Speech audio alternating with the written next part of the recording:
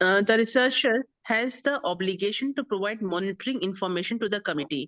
जो कमिटी होती है उसमें जो भी रिसर्चर है वो अपनी सारी रिसर्च के बारे में एक फॉर्मेट बनाता है और जिसको हम लोग परफॉर्मा कहते हैं।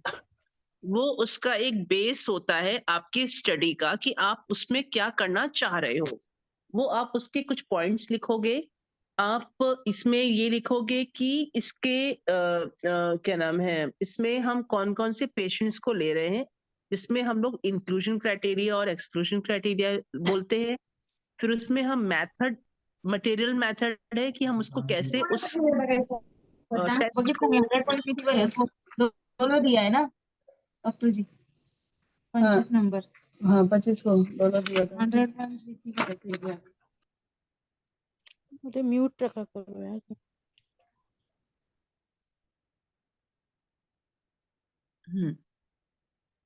ठीक है, तो वो कमिटी के आगे जो परफॉर्मा बनाता है उसमें वो सारे उसके इंट्रोडक्शन पार्ट होता है उसमें उसमें जो भी हम क्राइटेरिया लेंगे उसको इंक्लूड करेंगे कि और किस क्राइटेरिया को हम एक्सक्लूड करेंगे, मटेरियल मेथड, हमारा एम क्या है उस स्टडी को लेके, वो चीजें हम जो कमिटी को हम लोग सबमिट करते हैं।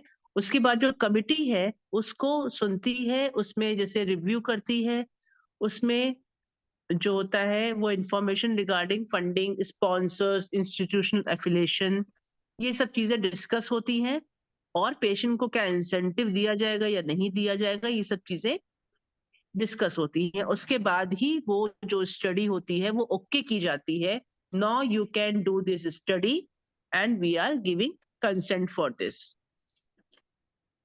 The research protocol should always contain a statement of the ethical consideration involved and should indicate that there is a compliance with the principle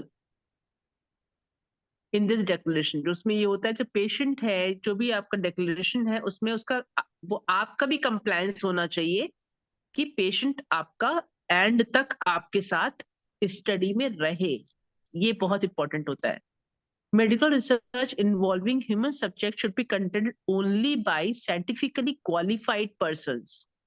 हमेशा जो भी क्वालिफाइड पर्सन है साइंटिफिकली, सिर्फ वो ही उसको कंडक्ट कर सकता है, वो भी अपने सीनियर के सुपरविजन में।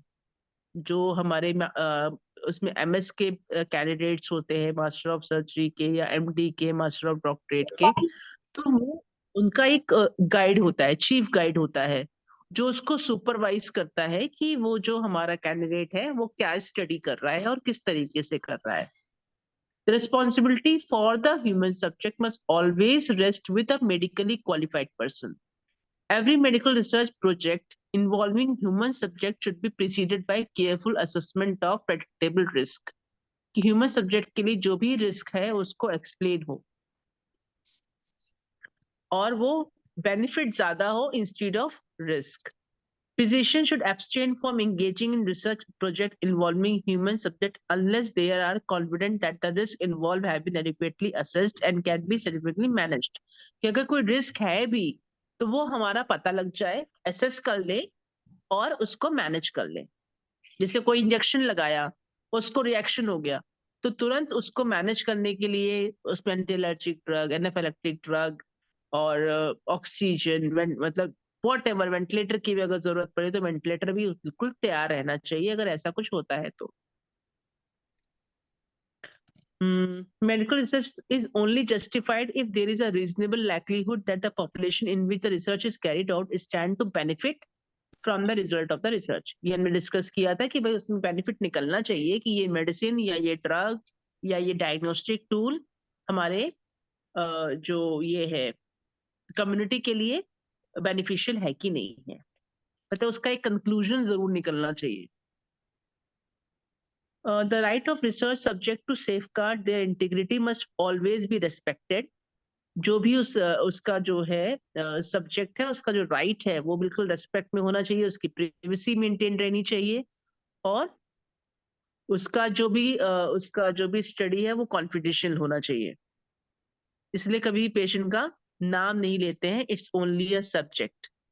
Each potential subject must be adequately informed of the aims, method, source of funding, conflict of interest, institutional affiliation। ये सब हमने डिस्कस किया हुआ है कि ये सब हमें होना ही चाहिए। The anticipated benefit and potential risk of the study and the discomfort it may entail, ये भी clearly define होना चाहिए।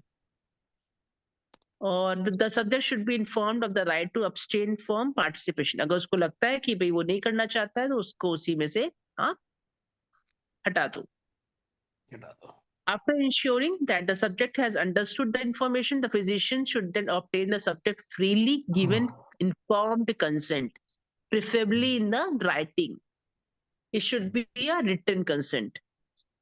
If the consent cannot be obtained in writing, the non-written consent must be formally documented and witnessed. When obtaining informed consent for the research project of the physician should be particularly cautious if the subject is in a dependent relationship with the physician or may consent under duress, कि अगर उसका direct relationship है उस physician से या फिर उसने under stress दिया है, तो in that case the informed consent should be obtained by a well informed physician who is not engaged in the investigation, कि उसके उसमें होना चाहिए जो उससे रिलेटेड ना हो, जो उस इन्वेस्टिगेशन में एंगेज ना हो, and who is completely independent of this relationship, उसकी ना डॉक्टर से कोई रिलेशन हो और ना ही पेशेंट से कोई रिलेशन हो कि वो उसके लिए बायस्ड हो सके। For a research subject who is legally incompetent, physically or mentally incapable of giving consent, or is a legally incompetent minor, the investigator must obtain informed consent from the legally authorized representative in accordance with the applicable law.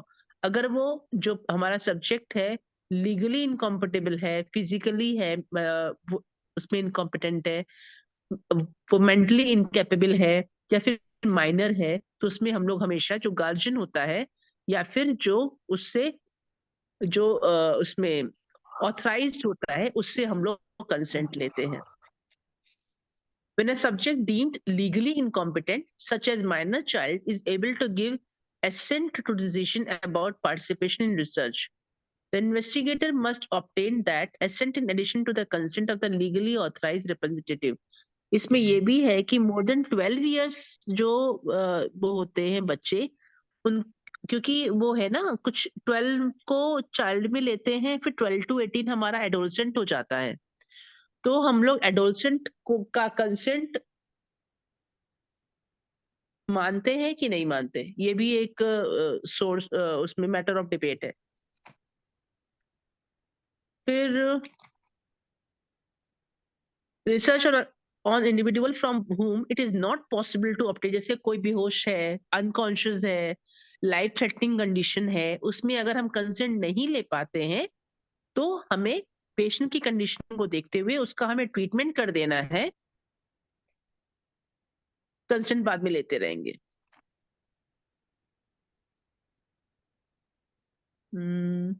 Both author and publisher have ethical obligation. In publication of the result of research, the investigator are obliged to preserve the accuracy of the result. इसमें जो भी है author है और जो publisher है उनका एक उसमें एथिकल ऑब्लिगेशन है कि वो जो भी पब्लिकेशन होगा उसको उसकी एक्यूरेसी, रिजल्ट की एक्यूरेसी होगी उसको प्रिजर्व करके रखेंगे, जो भी नेगेटिव हो या फिर पॉजिटिव हो ये पब्लिश करना है। ऐसा नहीं है कि ये मेडिसिन इसके लिए सही नहीं है तो हम ये सोचेंगे कि भाई उस जो मेडिसिन बनाने वाली कंपनी का क्या होगा, ये हमारा कंसर्न नहीं है। हमारा ये कंसर्न है कि ये मेडिसिन इस चीज के लिए बेनिफिट है कि नहीं है, अगर बेनिफिट है तो ठीक है, नहीं है तो आप उसको रिपोर्ट करिए। फिर है additional principal for medical research combined with medical care. The physician में कंबाइंड, जो हमने ये कहा था कि अगर वो रिसर्च कर रहा है तो उसको मेडिकल केयर भी करनी है कंट्रोल ग्रुप की, in potential to the prophylactic, diagnostic और थेरेप्यूटिक वैल्यू, कि उसमें प्रिवेंशन भी हो, उसकी जो भी डिजीज है या फिर कुछ भी है डायग्नोसिस पता चले और उसका थेरेप्यूटिक मतलब उसका ट्रीटमेंट हो जाए। The benefit, risk and burden and effectiveness of the new method should be tested against, जो भी है उस आपका जो स्टडी ग्रुप है, टेस्ट ग्रुप है, उसमें आप उसको यूज करें। This does not exclude the use of placebo or no treatment in studies where no proven, अगर prophylactic diagnostic और therapeutic method अगर एग्जिस्ट नहीं करते, अगर ये प्रूव नहीं होता है, तो आप उसको एक्सक्लूड नहीं करना है प्लेसबो को. To clarify further the WMA position on the use of placebo controlled trial, the WMA Council issued during October 2001 a note of clarification on Article 29. अब उसके लिए जो आर्टिकल 29 पढ़ना पड़ेगा वो हम लोग बाद में देख लेंगे, पर उन्हें एक नोट ऑफ क्लेरिफिकेशन दिया है. ये कुछ पॉइंट्स हैं.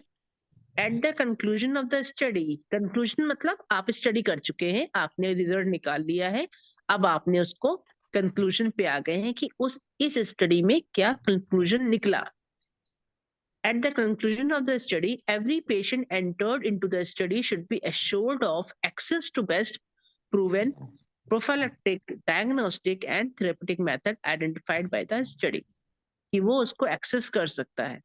The physician should fully inform the patient which aspect of the care are related to the research. The refusal of a patient to participate in a study must never interfere with the patient-physician relationship. कि अगर किसी patient ने अगर मना कर दिया कि नहीं हम ये टेस्ट नहीं कराएंगे या हम ये नहीं करेंगे रिसर्च में, इसका मतलब ये नहीं कि आप उसका ट्रीटमेंट करना बंद कर दोगे. फिर आप उसको ये कहोगे भाई ठीक है आपके पास ये मेथड है, आप इसको यूज कर लो, जो प्रूवन मेथड्स होते हैं.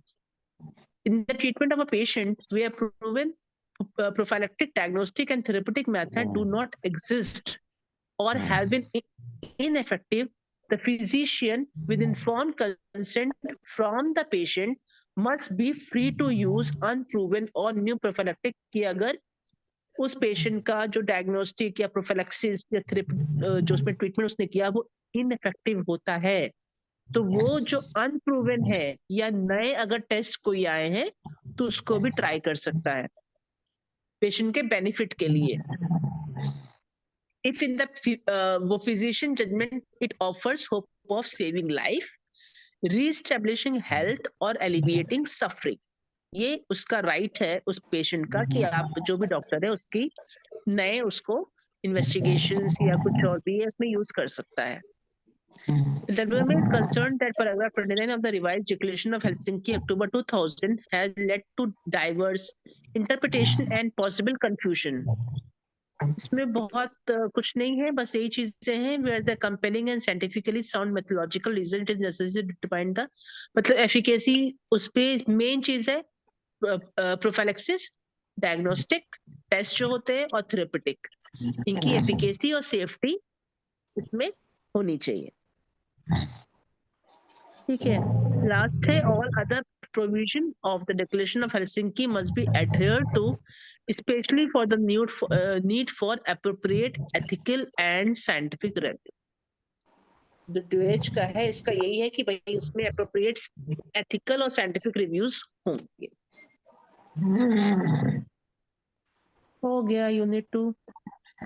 MCQs कर लें. covered Amisha. हाँ, yes, very well covered now.